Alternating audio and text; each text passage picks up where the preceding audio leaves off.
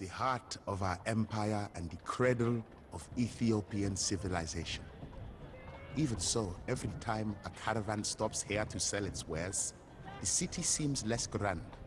More roofs need thatching, fewer shops are open, and even the shouts of the hawkers are ever so slightly less audible. My son doesn't notice, of course. Ever since we entered the city, the boy has stared in awe at every building. It is a marvelous sight for a country lad living in the northern highlands. As we passed a church, a set of golden curtains caught his eye. Father, have you ever seen such a treasure? Why does nobody guard it? Are they not afraid of thieves? I could not help but smile. Why hire strong arms when even the queen dares not take them?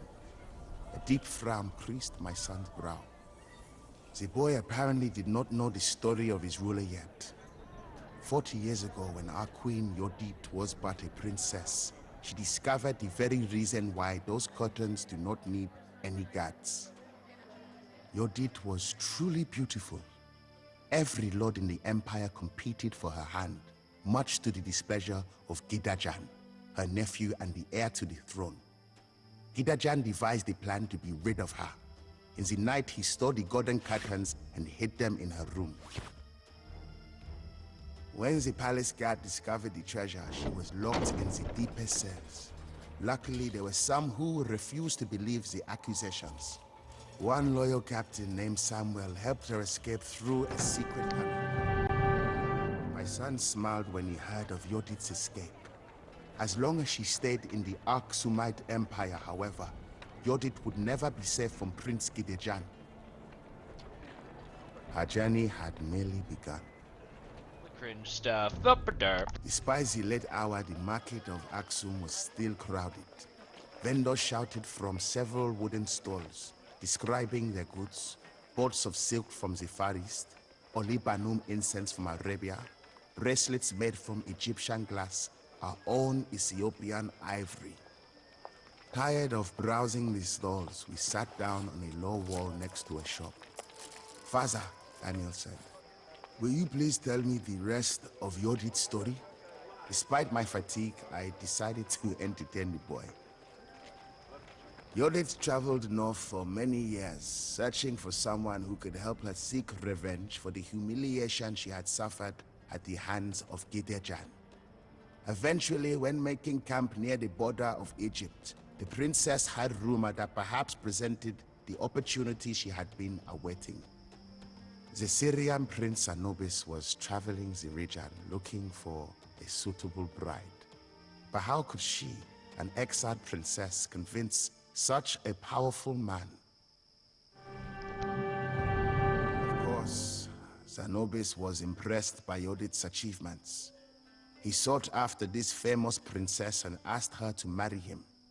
Daniel responded, Queen Yodit is truly a strong woman, Father. How did she? I quickly raised my hand to stop him. No, son. No more questions now. It will soon be dark, and we need to return to the inn. A meal will do us both much good. Perhaps I shall tell you about one of her great victories before going to bed. Alright, blah blah blah blah blah. The trade mission in Aksum was quite successful. I sold all of my grain and bought some casks of wine, olive oil, and spices. Those goods would be sure to fetch a good price at home. I looked up from the accounts and rubbed my eyes, tired from reading by the light of a single candle. Everything all right with the camels? I said to greet the boy. He nodded. I offered him a cup of tea and responded, let me tell you more about Yodit before we turn in. After marrying Prince Anubis, Yodit had to be patient for her vengeance. Her husband had to become king and build a larger army if they were to ever defeat the mighty Aksumite Empire. Oh my gosh, that was it! When the news of Dagnajan's death reached the city of Aksum, both of his sons tried to seize the throne for themselves. A civil war broke out, and the once mighty empire began to crumble. Of course, Yodit... A soft snoring drew my attention to my son. The lad was already sleeping. Outside the northern gate, the camels groaned, irritated by the traders mounting the animals to begin the long journey back to the Ethiopian highlands. Drivers urged the large caravan forward with loud shouts and cracking whips. As I took my place next to my boy, the sun slowly began to rise above the hills. Not far from the gate, we passed a field of great stone stelae. Some stood tall, reaching for the sky, but most lay toppled, their pieces scattered over the ground. Faza, Daniel asked, looking up at a towering stele. When we entered the city, he told me that these stones marked the graves of ancient kings. Is Dagnajan buried here as well? I shook my head. No, my son. Those kings are long dead, and the body of Dagnajan was never recovered. His two sons were far too busy trying to slay each other, while the Aksumite Empire was divided by civil war. Yodit ordered a fleet to be built.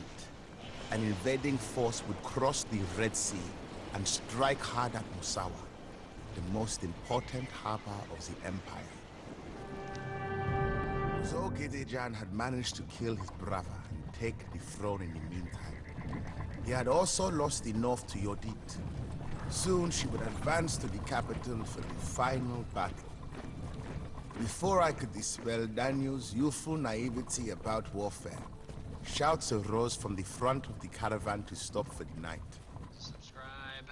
Here we go. The caravan had stopped at the top of a hill after a long day of traveling.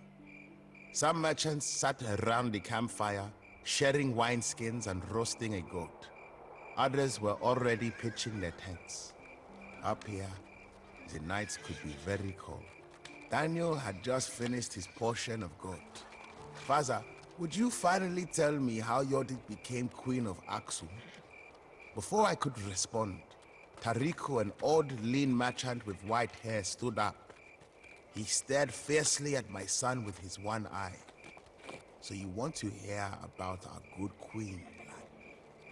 Tariku fought against Yodit's troops in Aksum, I whispered to my son. Daniel could only nod to the one-eyed man. 30 years ago, Tariku began suddenly.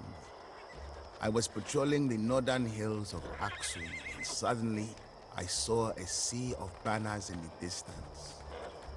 The sun reflected upon rows of armored men. Yodit had finally arrived to destroy the cradle of Ethiopian civilization.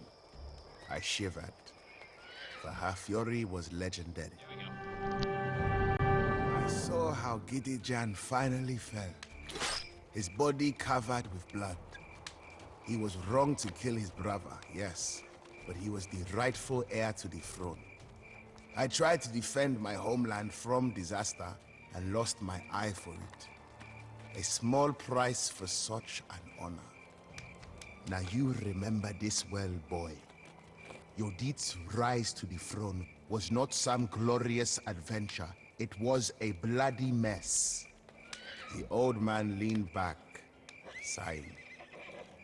Glancing at my son, I noticed that he suddenly seemed older than he had this morning. Nobody dared to whisper another word.